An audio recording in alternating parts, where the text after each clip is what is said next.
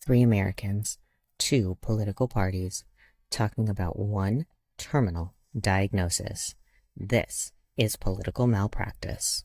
Welcome back to Political Malpractice. I am here with my wonderful co-host, Chris Barrett, and Sander is still in California. There were issues with his fireworks because of the rain. So Chris has asked his friend Kevin, who is being so kind to grace us with his presence so that we actually have some controversy. According to last week's podcast, it's kind of boring when Chris and I agree on 90% of the topics. So hopefully we'll be able to throw a monkey wrench in our liberal and conservative friendship that we have forged here on our podcast. Kevin, welcome. Thank you for being here. Tell us a little bit about you. All right, thank you for having me. Shocker for those listening, I'm from New York, born and raised in central New York, Mohawk Valley, central area. If you find out where that is, you'll see a lot of cows and Amish. So shocker to some. I have a little bit of a journey. I was once very much on the left during the social justice warrior days. These days, where I stand politically is I am a conservative. I do acknowledge I have some libertarian leanings, and I also identify as an American nationalist. So, monkey wrenches thrown. No. So yeah, I'm glad. I am thrilled to be able to add this perspective to this conversation. I'm looking forward to it. Clarify for those of us listening, because right now we get Christian nationalist thrown around in the media a lot, which is synonymous with, neo-Nazi reborn stuff. How are you different than them as an American nationalist? So American nationalists, for me, it's very at the core, it's America first. Meaning I believe at my core putting Americans first above all and else. Anything that happens in the world, which we're going to touch on tonight, the best way to convince me or to persuade me to possibly reconsider an issue is whether or not it benefits or hurts America. Meaning, like I said, America, benefiting America is at the top. It's the top tier. It's the ultimate goal.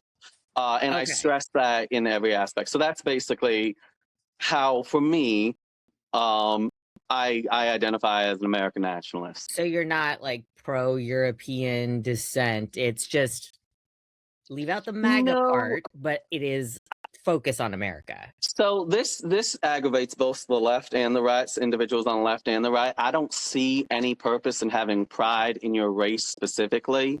I didn't choose to be born white. That just happened to be what God designed. So I personally see taking pride in what you've worked for, what you've accomplished. So that's honestly what I prefer. So when it comes to like pride in race, whether it's white or black or whatever, right? I see it all as idiotic, and I see it as narcissistic because it's pride in identity, not something earned, not something worked for.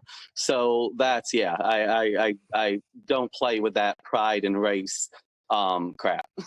Okay. Yeah, and I really think that's how why Kevin and I, when we get together and make our secret plans, I think it's that America first thing that sort of, we have differences of opinion on exactly what that means, but yeah, I think that's kind of where we both come from as far as overall political views. I just want to make sure that any of our left listeners don't think that I have completely blown a gasket. And that they didn't hear American nationalist and immediately turn off their ears. Like, no, folks, I would not invite. Yeah, because that is like very different than a Christian nationalist. A Christian nationalist is a freaking fascist, really. And but I mean, at least taken to the extreme. I mean, there might be some people who have certain ideas about, oh, maybe we should bring prayer in school or whatever, even though I'm against that. At the same time, I think that, putting America first, not being ashamed of America, acknowledging that America has done bad things in the past, for sure, but generally believing in the overall mission, if you will, of the country. So Sasha, I want to say quick, because I actually intentionally started using American nationalist for that reason. I feel like people really don't. The word nationalist got this, this stank on it that just got, with white nationalism specifically, right? A nationalism based on race, that's disgusting. Christian nationalism, I've had some interest. I actually know some people that identify as Christian nationalists, and I've had some really great conversations with them. But yeah, nationalism based on race, that is disgusting. But nationalism in and of itself, at the end of the day, is about putting your country first. It is about pride in your country, at least the core values of your country. Does that mean your country is perfect? That's another thing.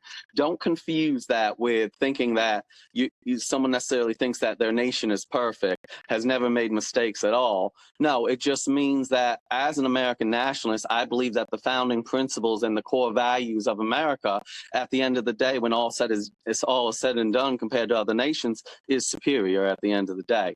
And I believe that of Americans in general, I put all Americans first, really, at the end of the day. Now, I'm generalizing there, too, because that can go to an extreme, which I figure I'll just let us get into the Venezuela conversation. I was going to say, y'all just kind of open the door wide for that part of the conversation to come in.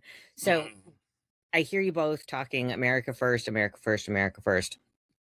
How are you squaring away at this point what amounts to hundreds of millions of dollars being spent on bombing the drug boats, bombing that dock in Venezuela, now bombing Caracas, stealing and or arresting, however you want to view it, we'll talk about that too, the president of a sovereign nation? How do you justify spending that kind of money when we have students here in America who can't even eat lunch at a school? Do you want to take that first, Chris? Yeah. Okay.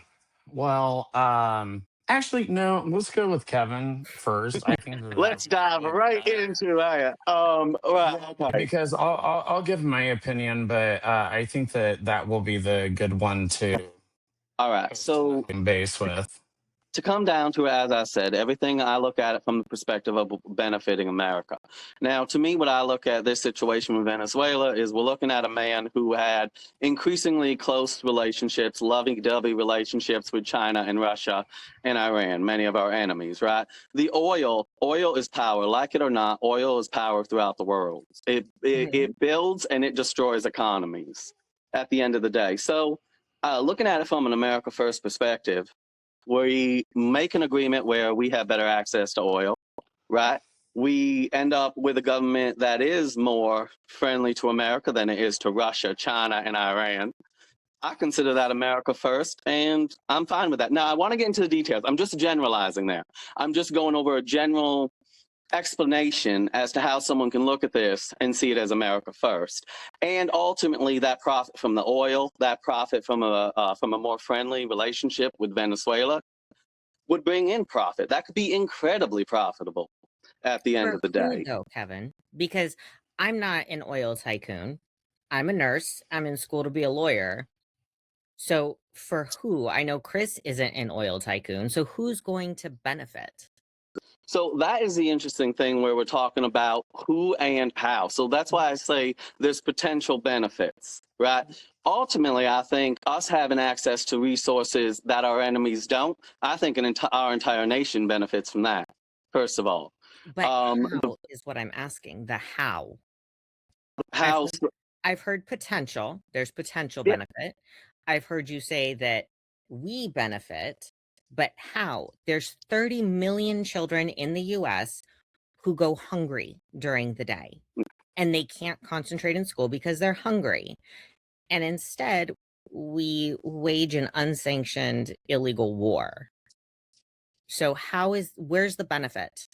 I know we can get on the topic of necessarily it being war and stuff later, but I'd say what the benefit is, first of all, in profit, with oil being profit, and how that impacts the economy with, first of all, if we really benefit that. Now, like I said, this depends how the government uses it.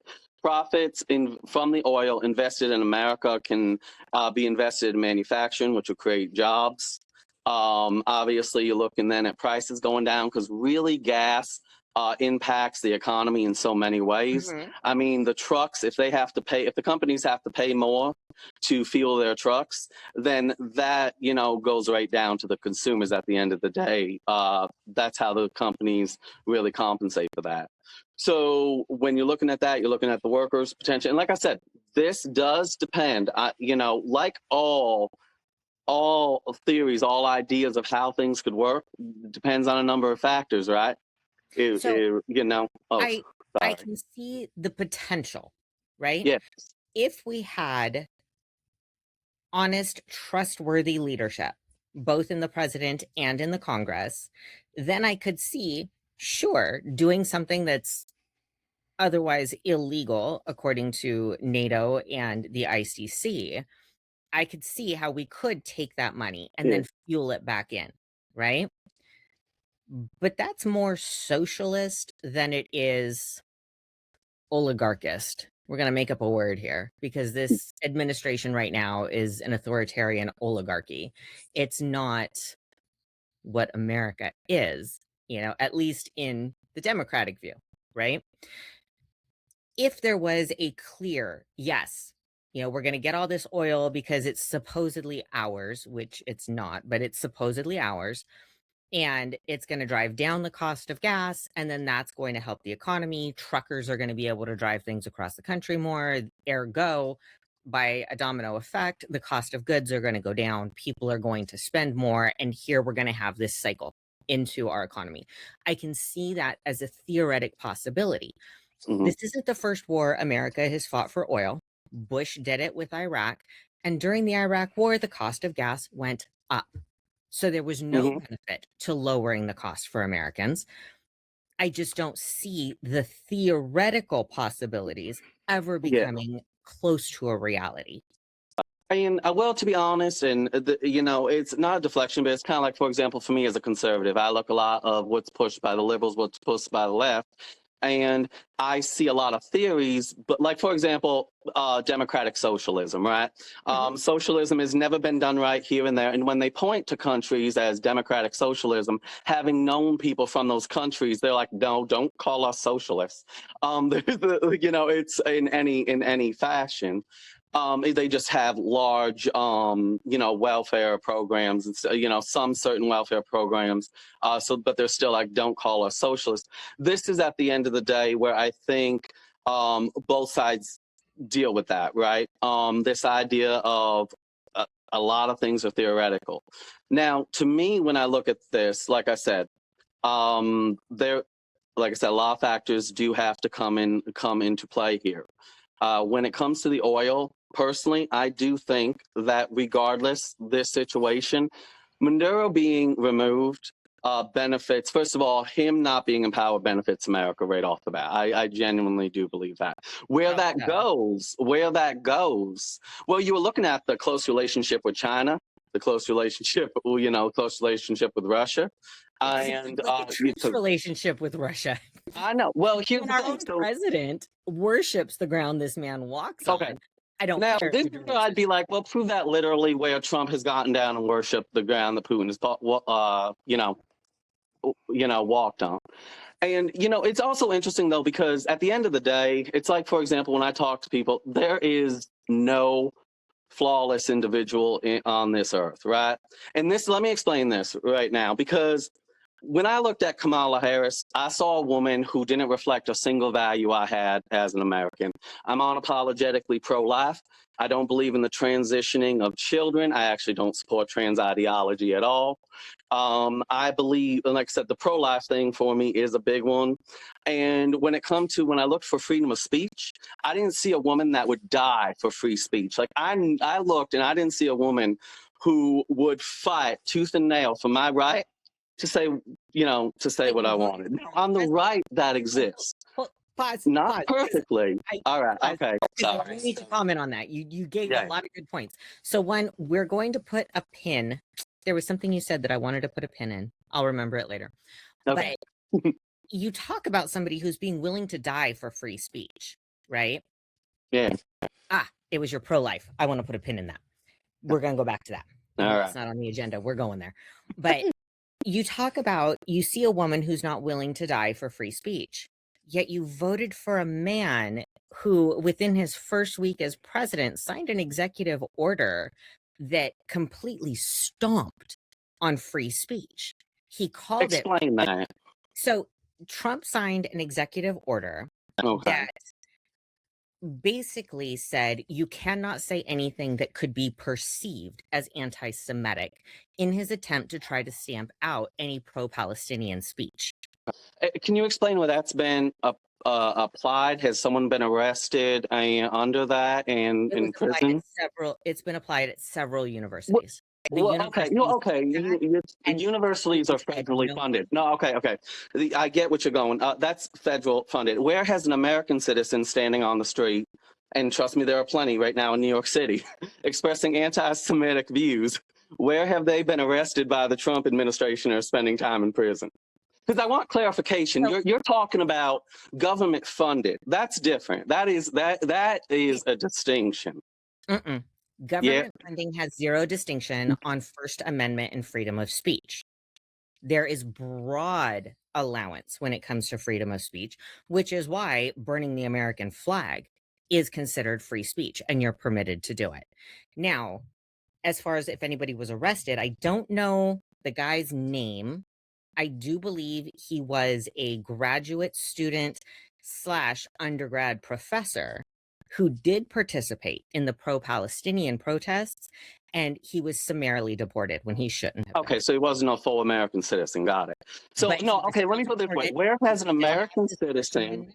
Okay, even under this is where we're going to have a disagreement there with that, because, like I said, I'm pure American first at the end of the day. I believe that when you are in the immigration process, you have much stricter guidelines to live by, and I support that.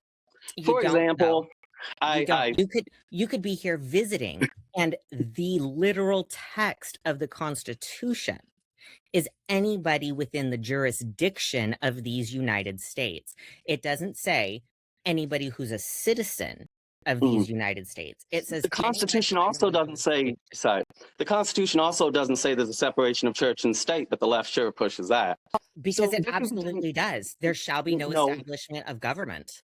No. It does not say. Where does the Constitution specifically say, and please bring it up, there is a separation of church and state? It says that there shall be no laws passed bearing on religion, right? But it doesn't say, where does it specifically, if you want to bring up the text of the Constitution and the amendment, where it specifically says there is separation of church and state, those words specifically, separation of church and state. So, I'm going to jump in here on this one, because I hear a lot from both sides on this issue. And excuse me, guys, but I really do have to say something here on this. Okay, because you've been so quiet. Oh, absolutely. Yeah. Congress cannot, Congress or the government, however you want to look at it, I think the wording in the Constitution specifies Congress, but cannot create essentially a state religion. I think, so while there isn't a specific prohibition of church and state, I think that it is implicit, it's implied to a certain degree.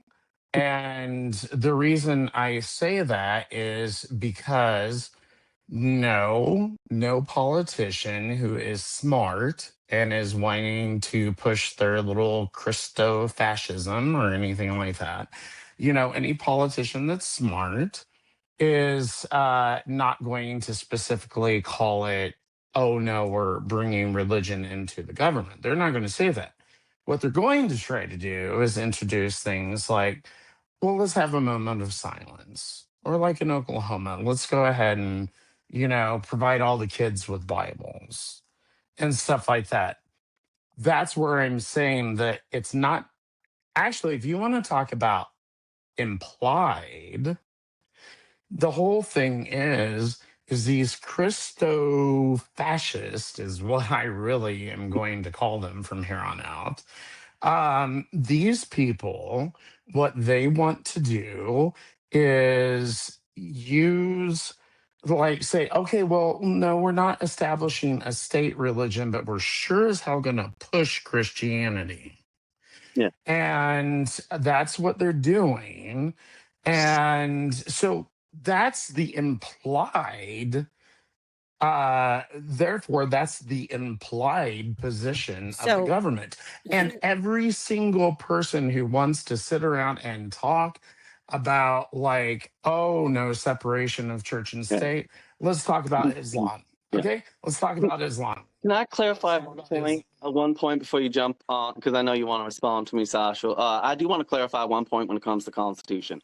I love the Constitution very much, very dearly, right? However, I also acknowledge that there are points to the Constitution, there are aspects to the Constitution where I wish there had been better clarification. Oh, absolutely. You know, like for Supreme Court judges, for example, they can serve as long as they're in good standing. What the heck does that mean? It's, you know, so I want to clarify that I, you know, when it comes to the Constitution, I very much am. Here's the thing. There might be something like, for example, I will say it doesn't specifically say separation of church and state, right? Now, that's not necessarily a reflection of whether I think there should be or shouldn't be separation of church and state. I'm just saying that there is no specific wording, separation of church and state. And what I'm saying, Kevin, is that it's implied both ways. The hardcore Christian right, if you don't want me to say Christo-fascist, it's okay with me. You know, no, I know, but you know, I don't throw around that word lightly. My belief in Christ is strong enough to take on anything. Trust me, it's fine.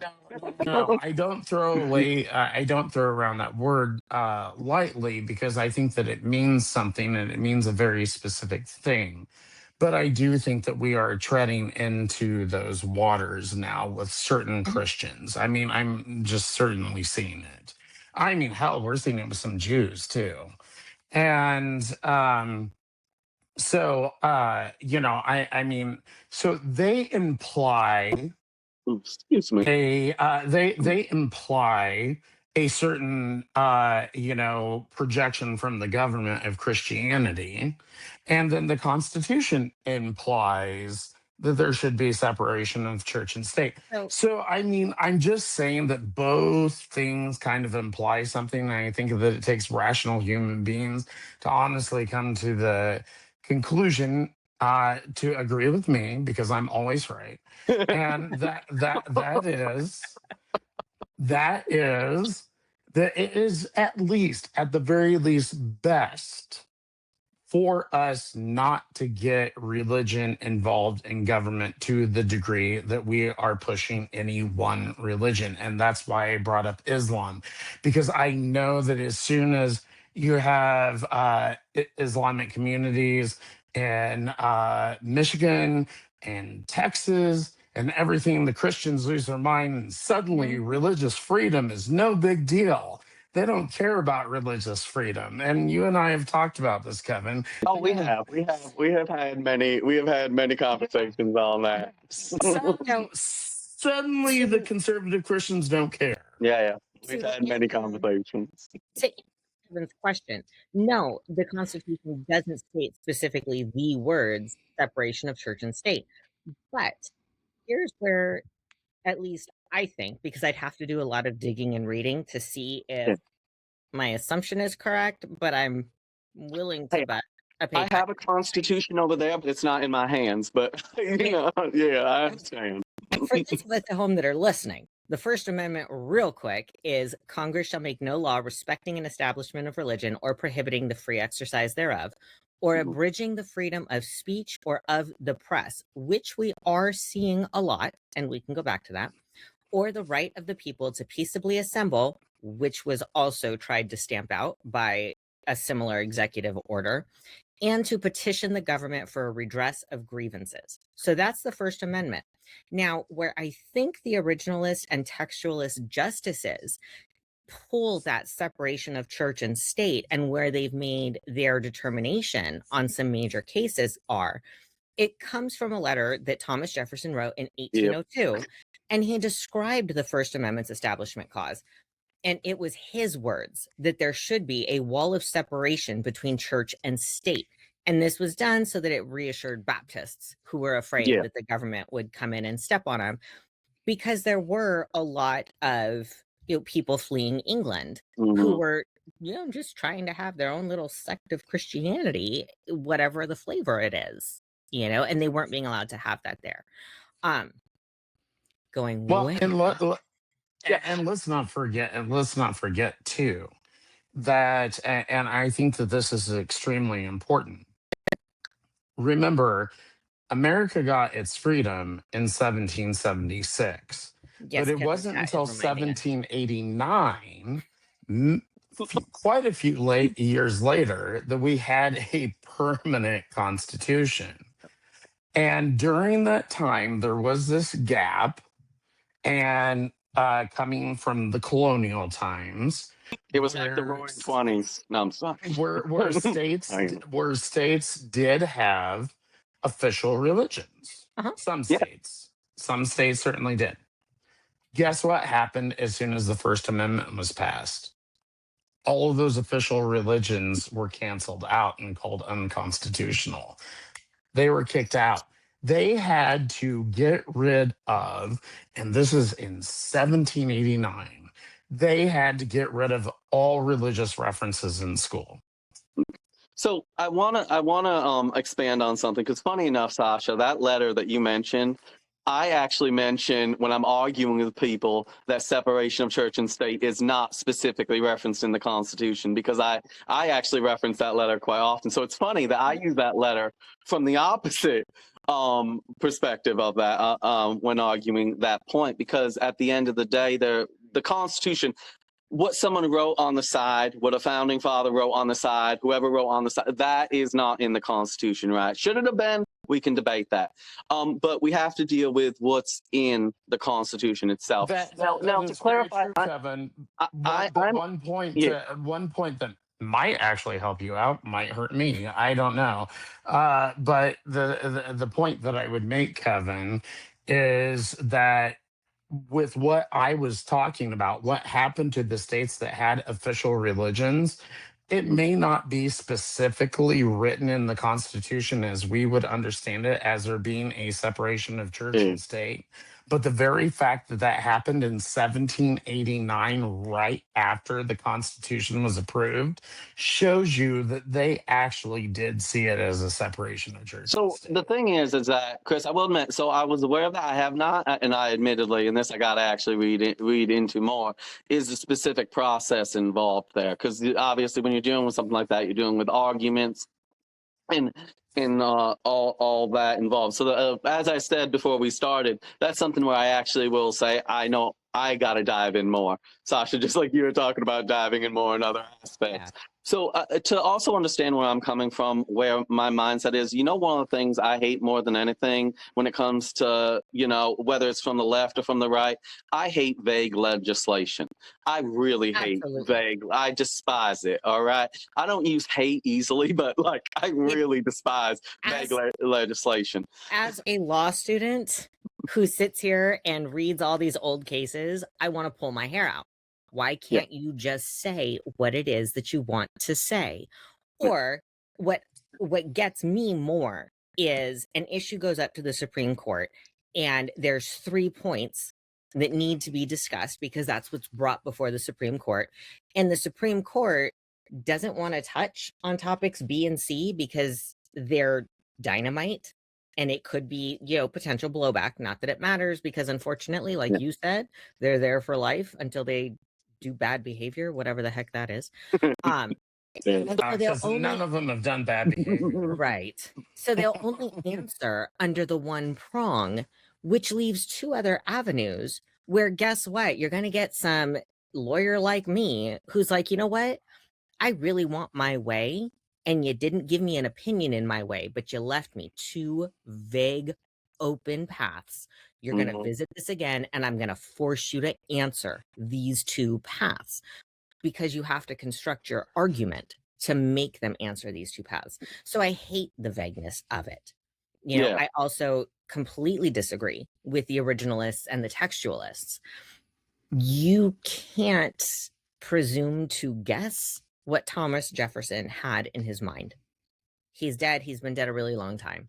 Yeah, we can look in his journal. We can look at his Bible, where he removed all the miracles that Jesus created and essentially said, Jesus was just a real good philosopher who said, do nice things if you remove these magical things that he did, right?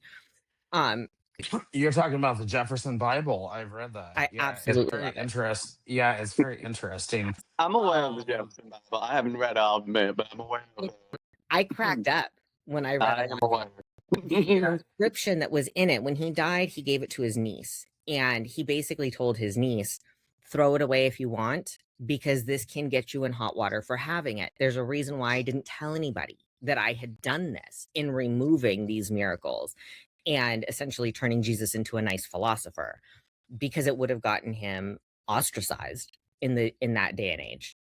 You know, I think that there is one thing that we can do, and it is unfortunate that this.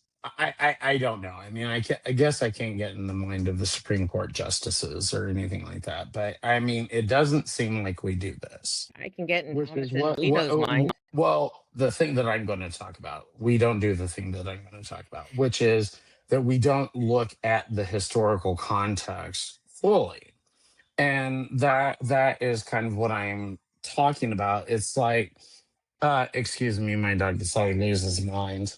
But anyway, we need to look at the greater historical context, and we don't seem to say it's like we look at the Constitution, and it seems like the Supreme Court looks at the Constitution and just goes, well, gosh, we need to really figure out what they meant by this. And there's a lot of historical evidence. And that's where I go back to the thing that I said. Kevin is correct in the sense that there is no explicit separation of church and state. There is no doubt about that. Anyone who says that there is absolutely factually incorrect. But the thing is if we look at what happened around that time and the way that it was interpreted by the people who were contemporaries of the folks who wrote the Constitution, they interpreted it a certain way. And it seems like the left and the right have divorced themselves from being able to go back and look at the greater, historical context. And because to me, a lot of the stuff that's in the Constitution really isn't a fucking mystery, guys. I mean, it's like you just look at the historical context around it, and it's like, oh yeah, that's probably what they meant. So now that we've gone into a great discussion that, honestly, to fully do it justice, excuse me, we do need to give it its own hour. Somehow we got to Jesus and Alito and Jefferson. Talking about kids and how that's going to benefit from the term. So now that we're moving back, one of the other things that has, flown across news desks and into our faces since we found out that Maduro was kidnapped, whatever you want to call it, the claims by Trump that Rubio is going to run Venezuela.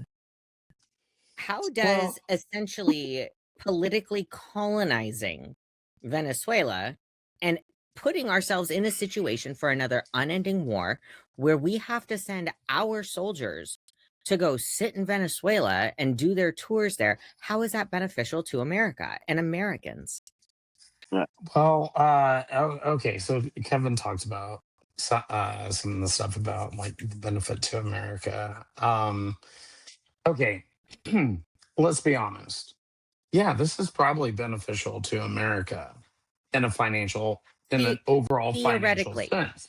theoretically, Well, assuming the let's oil just barons say, are not going to gobble the profit and it is going to be used for the betterment of Americans, because I highly doubt it. and we know that that's not going to happen. No, the only way it would happen is if Bezos' ex-wife gets a hold of the money and the philanthropist that she is starts throwing it out of airplanes so that Americans can actually snatch the dollars. I don't know. I think you'd have a lot of people stabbing each other, so I don't know if that'd benefit either. But No, but we know that the average American is not going to benefit from any of this whatsoever. It's good for America in an overall sense, but it's not good for the average American. In fact, But the average American is how? probably not going. Well, I'm just saying it's good for America overall as far as our fucking Our, GDP is concerned. our social structure But sucks. here's the thing, Sasha, don't misunderstand me. I don't give a fuck about that stuff. That's not what I'm talking about. The thing is like, yeah, America as a country is going to benefit. The wealthiest are going to benefit, and that's all who's going to benefit. Period. That's why this shit is done. And that's why they always like to try to put a humanitarian spin on it. I love seeing all these MAGA people out there going on about, like, oh, but 20,000 Venezuelans were murdered and blah, blah, blah, blah, blah. They don't give a crap Yeah, about that's Venezuela. terrible. That's horrible. If that happened, that's horrible. I guess we need to put China on the list next. Let's go attack China because they've done even worse. Chris, don't get me flustered now. No, Here are my major concerns that I don't think are left sensationalized. I don't think that it's, the lesbian leftist, running around like Chicken Little here. I can see it being a legitimate concern if our administration can share the one brain cell that they have and let it come into realization, right? We have taken a country that isn't ours. Our president has already said we're going to stay there. So we've essentially colonized Venezuela, right? For all intents and purposes. But we are also in the middle of this horrific mass deportation that in itself is illegal. Okay. Now we have a place where we can send all of these people because it's a colonized America. So technically it's not to a place that they didn't originate from. We're going to use Venezuela as a jail. We're going to overpopulate Venezuela. They're not going to have the resources that they need to be able to manage what's going on, right? Instead, this is the new Australia. Now we have ostracized our allies. So what did we just do? We opened up our left flank to Russia for them to come in and do what they want, or the right flank to China for them to come in and do what they want. This superpowers and everybody's position as a superpower changes. Everything's got to adjust. And we just opened ourselves up. We have no allies now. If Russia or China or some other country wants to come and attack us, and that's not beneficial to Americans. all right. I actually don't believe that. I actually, well, first of all, given the strength of our military, I'm not particularly worried about that because I think that would be a fun day. But more so, I guess my biggest concern with what you just mentioned is the fact that that makes my shirt that reads Alligator Alcatraz less valuable now. But it's so, I mean, when it comes to the end of the day, so let me put it this way, and this is where it's going to be historically looking. So I don't look.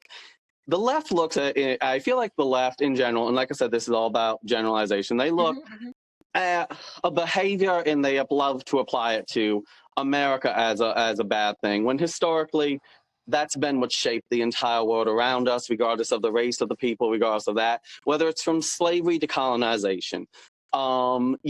Many nations, especially in the Middle East, have colonized for thousands of years, well before America was even founded. Now, am I inherently against colonization? Not specifically, no. I wouldn't be here and I wouldn't have the freedoms I do if colonization wasn't a thing. I'm thankful for it in that regard. So I'm not inherently... Kevin, by the way, I'm going to cut you off for a second. And Yeah. The reason why I'm going to cut you off, I'm kind of tired of you taking my political points that I also would make and saying them before I get a chance to say them, because I'm not necessarily against colonization. So, It just needs to be done a certain way. Exactly. but here's the problem with colonization, right? Way back when Europe and the UK and all that, everybody was colonizing everybody else. And I hate to say it because it's not true, but in the Western view is where I'm talking from, right? So from an English view, when England was colonizing everybody, they were coming in and taking over these lands that were not sovereign, right? They didn't recognize it.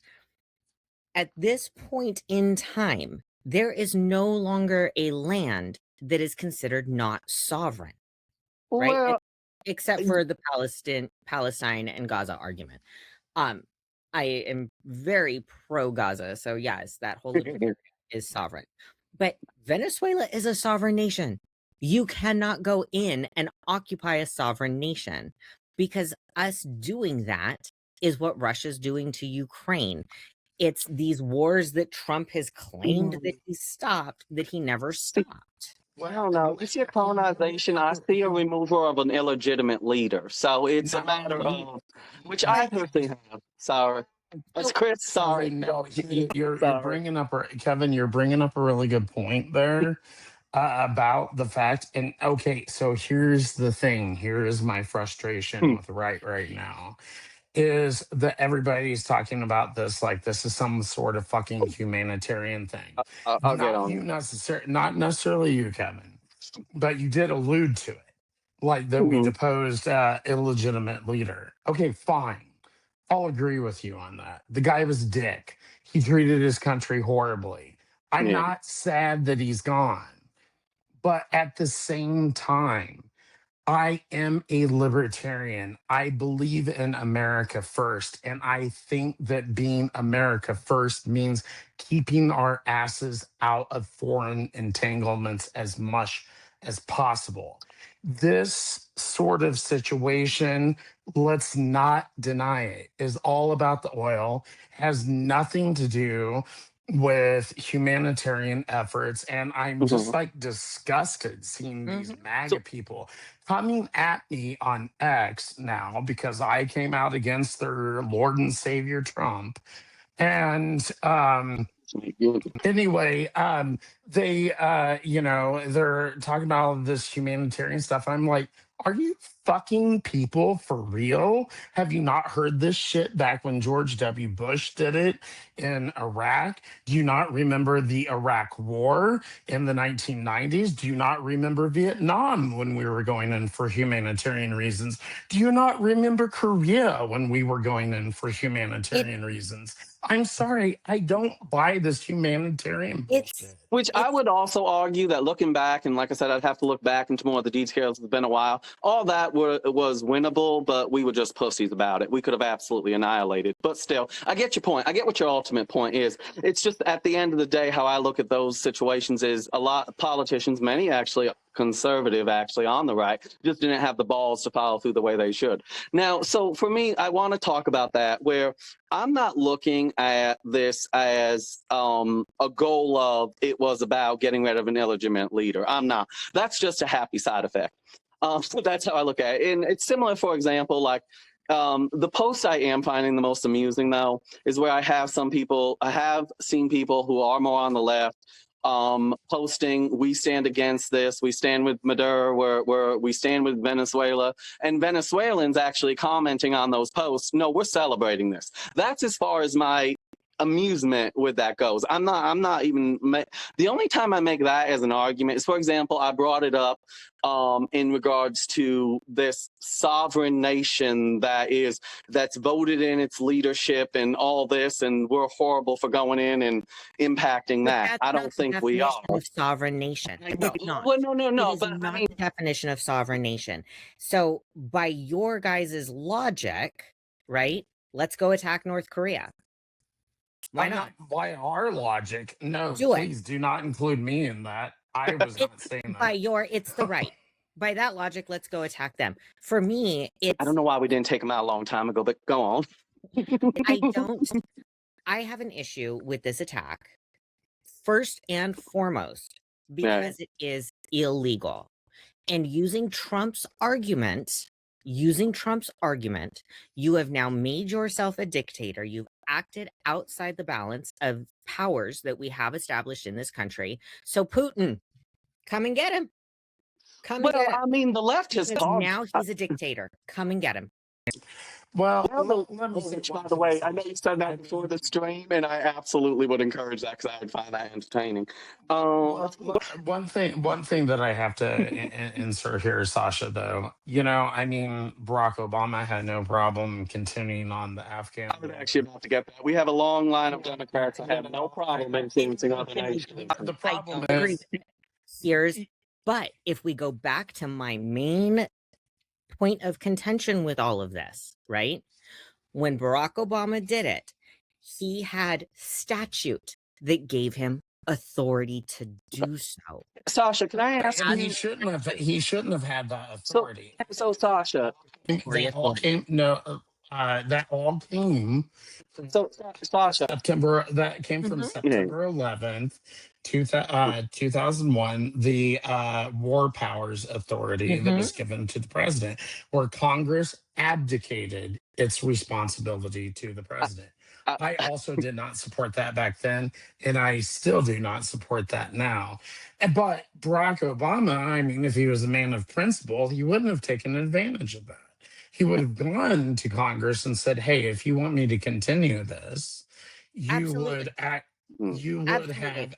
actually extended. I won't sanction action just because of party. If Kamala Harris had been president and she had attacked Venezuela, I would be just as pissed about it. So here's the thing: is first of all, I mean, I know this is where it's the splitting of hairs, but I always love the splitting of hairs because split them. I love splitting those hairs. Was it so much an attack, or like I said, the remover of illegitimate? When I view the idea of attack of a nation, when you look at Putin going into Ukraine, that is full-heartedly the attack on the entire people of a nation, right? Just going right across it, killing and stuff like that. That's not way. We had actually an impressive operation go on there where it was in and out pretty much, and the removal of someone we wanted, of course.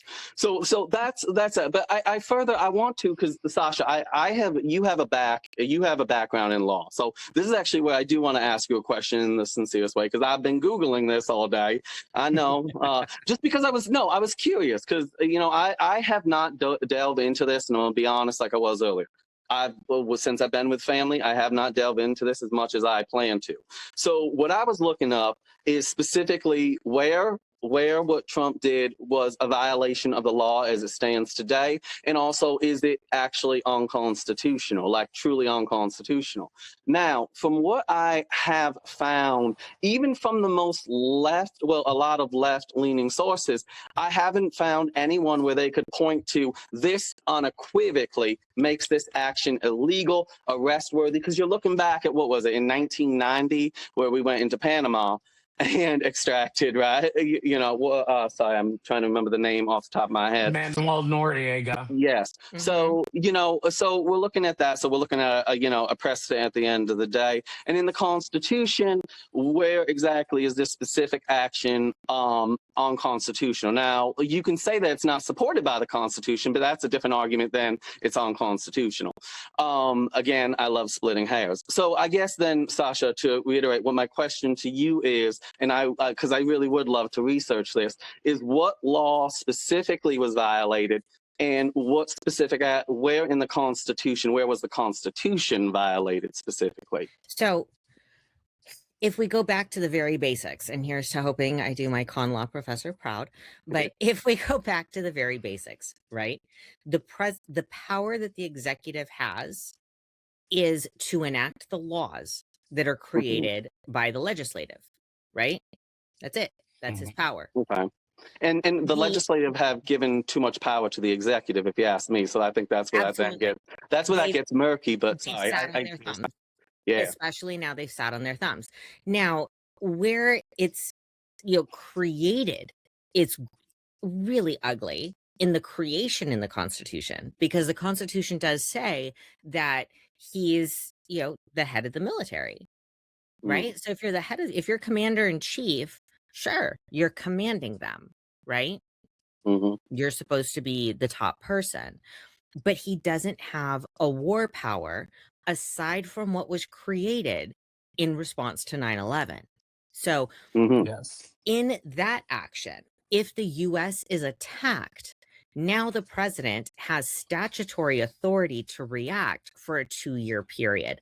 Trump has scrambled in the last 4 months since the bombing of these drug boats, right? He's tried saying that fentanyl is a weapon of mass destruction. It doesn't fit the definition. And we know that fentanyl comes from China, not Venezuela.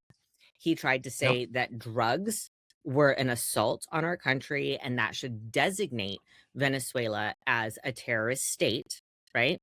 Not the definition Again, of a terrorist state, right? Again, China, though. Again, Let's look at China would be the terrorist But I agree with both China and Venezuela having that designation, by the way.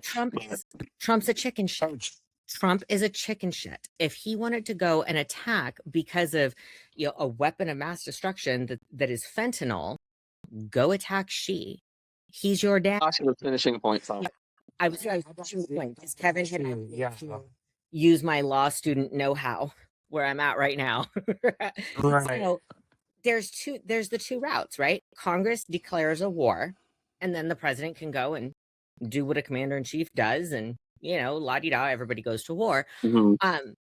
There is no unilateral choice in making a military action like this outside of Venezuela came and shot up some people in Florida. Then Trump could be like, okay, let's go. But that didn't happen. And that's what makes this illegal and unconstitutional. So can I follow up with a question on that, Sasha, quick? Because I wanted to ask then, what would you argue about the legality of George H.W. Bush and in regards to, removing, it's narrow, right? Noriega, is that it? Noriega? Who, what? Noriega. I'm going to butcher that. Noriega. I'm horrible at names. All right. That was George H.W. Bush. Yeah, George H.W. Bush is what I said. And, funny enough, wasn't that 36 years to the day, actually? Is that true? I thought I read that was 36 years to the day. I'm going to tell you, outside of me being able to go and really research that, if that was 36 years ago, that I was 8 years old. Yeah, it was 1990 when the actual extraction took place. I was 8 years old. So all of you. I would have to be almost 50 years old. I was in 1990. I was 5. So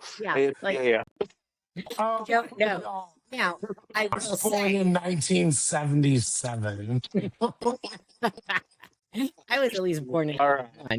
Now I will say when Bush 1 did that, if Congress said go ahead and do it, right? Or he was working under some other statute that I'm unaware of, it was legal. So then you have to look at it from the is that possible? Well, from what I understand, he didn't go through, at least from what I understand, and Chris, you can correct me if I'm wrong here. Like I said, this is stuff I'm delving into more, right? From what I understand, this wasn't with Congress's approval, that it didn't get the stamp. It went through courts. Actually didn't even know that it was going on. Exactly. So then it went through the courts. Courts said, okay, because I believe what he did was he then said that he had diplomat immunity, right? And the court said no. And that's where we expect that here's what we're going to see with Maduro is he's going to say that he has immunity. And if that follows the precedent that we have here, then the court is going to be like, no, that doesn't apply. So I wasn't even referring to, how things changed following 9/11. I was going back to 1990 in regards to legal precedent, because I'm curious, since we have that precedent, where did then Trump violate the precedent, violate the law, the standard that was put in place?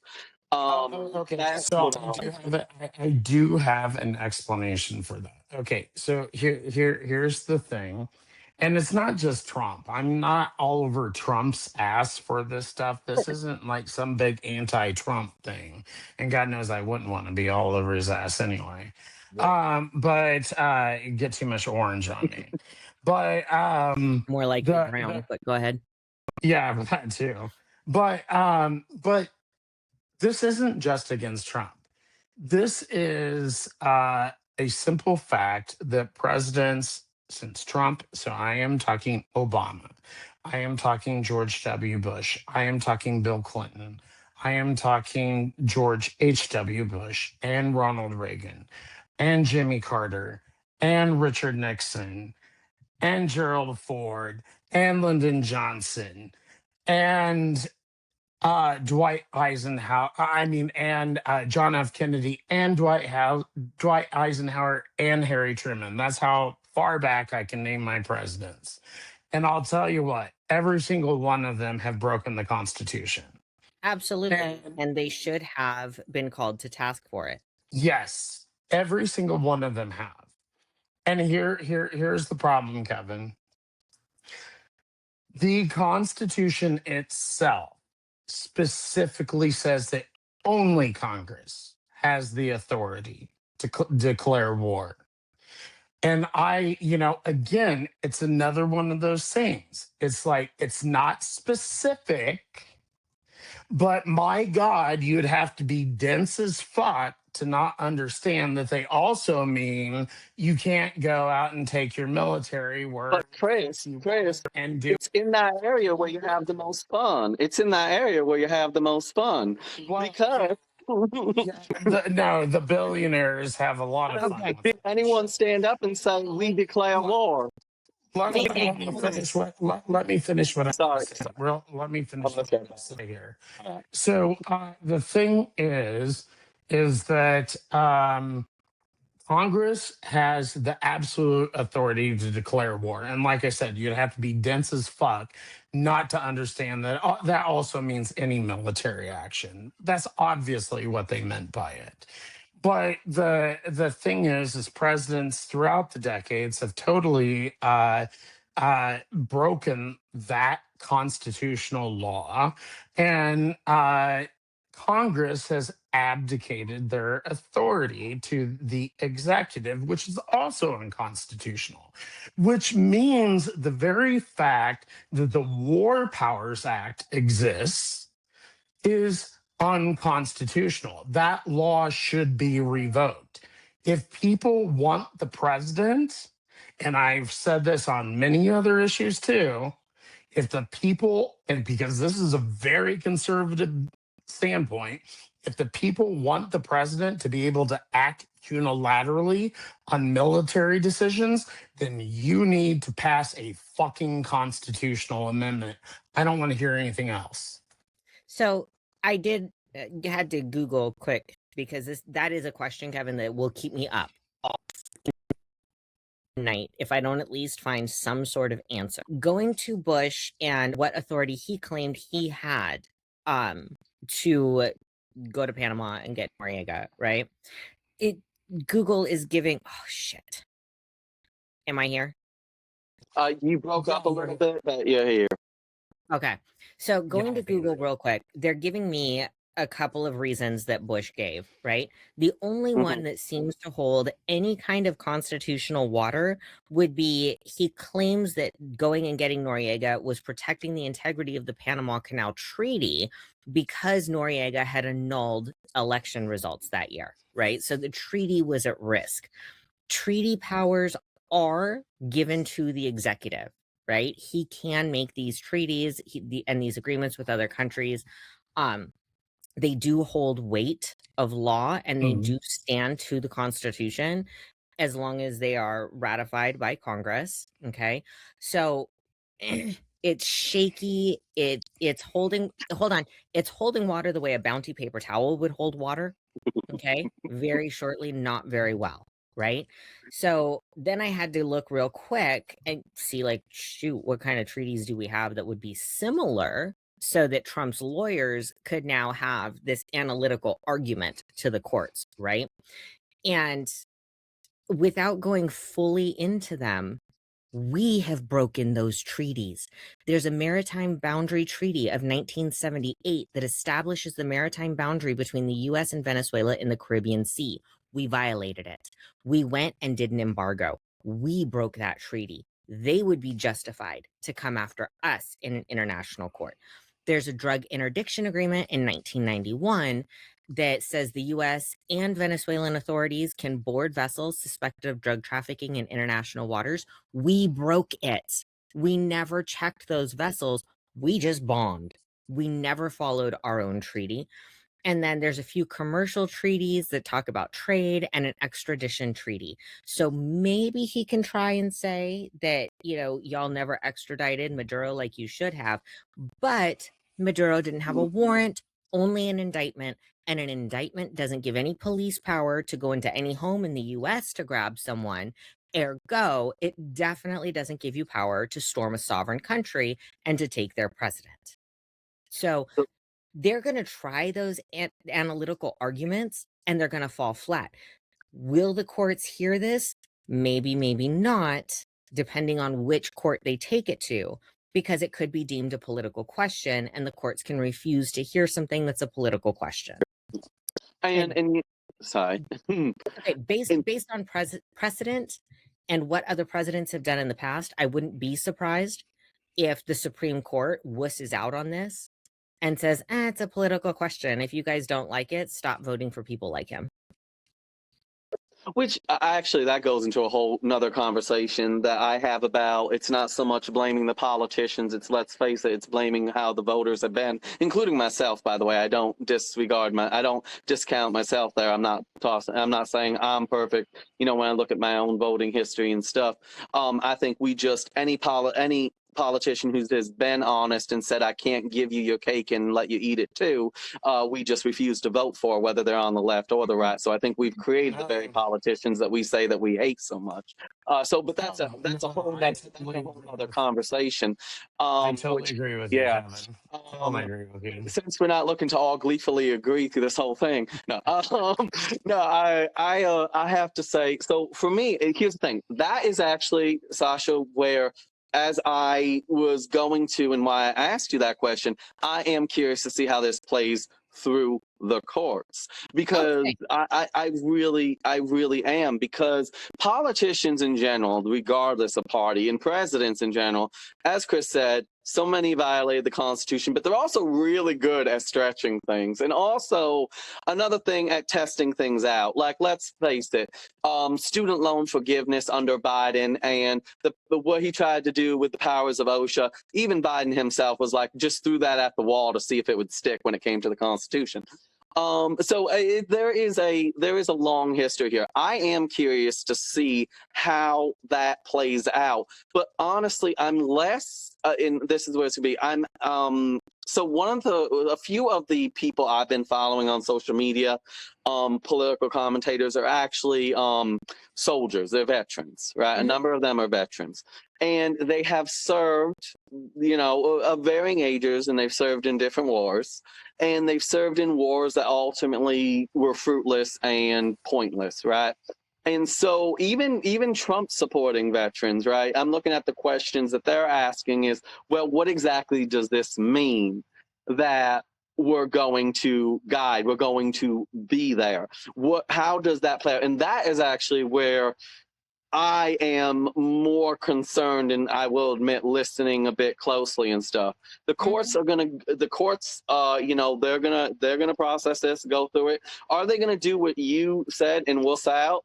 I mean, let's face it. I feel like the courts have become so politically biased that it really depends as to which way at the end of the day, as it goes. But when it comes to the Supreme Court, I will say this though, that's interesting with the Supreme Court. And if you want to argue me on this, you can. You do actually see that conservative Supreme Court justices have historically moved more towards the middle, where those on the left, more liberal, actually tend to remain pretty staunchly where they are, and rarely move more towards that middle ground. At least what I've observed and what I've read No, up on. I I think I think that's actually a fair I will analysis. say, and these will be our closing thoughts because we are at our mark, but I will say that Gor Gorsuch, I still don't know how to Gorsuch. say his name. See, I I put mean, your name, so I'm with you, girl. I'm as with a as a law you. student, I should probably learn to say Well, it. actually, right. You got that. You got that weight on your shoulder, girl. You better know that. I forget that he exists half the time because he is so quiet. I forget that he exists. Um, he's one that can be pulled more left of center. Um, Kavanaugh, I think people want to, step on him. He's another one that can also be like, ugh, we don't know what he's gonna do. And then Barrett, she will My name. right. Um, she she I feel like she's a pick me girl. Whichever way the wind is blowing is the way that she's going to go, especially over the fall and summer when she had her book coming out. Then all of a sudden she was like loud and proud. But I think that she's internally conflicted. She's a pick me. Boys probably didn't like her. She's probably got a really pretty older sister that she always got passed over for. That's just my thoughts on her. But I do agree that the conservative ones do tend to get pulled over, and the liberal ones do tend to stand their ground. Yeah, I think I think that's very fair.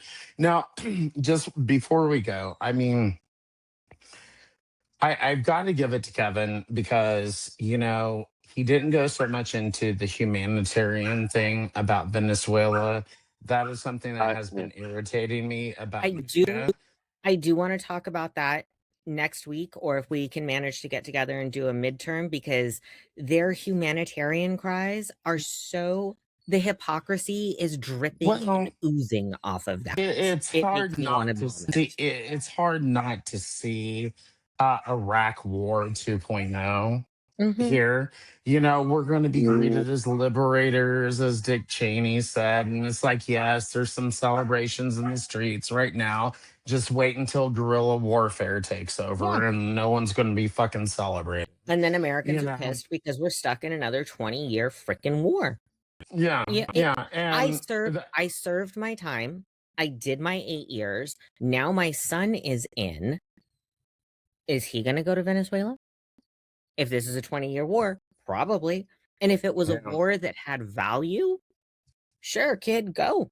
Do your country proud. I will be scared, but go. Do your country proud. This is not a war that holds any value. He's not And going to I get think benefits from that oil. I just think that it's so funny that I've been called recently so anti-conservative and everything, but I am taking a very strongly conservative standpoint on this. I mean, I don't know.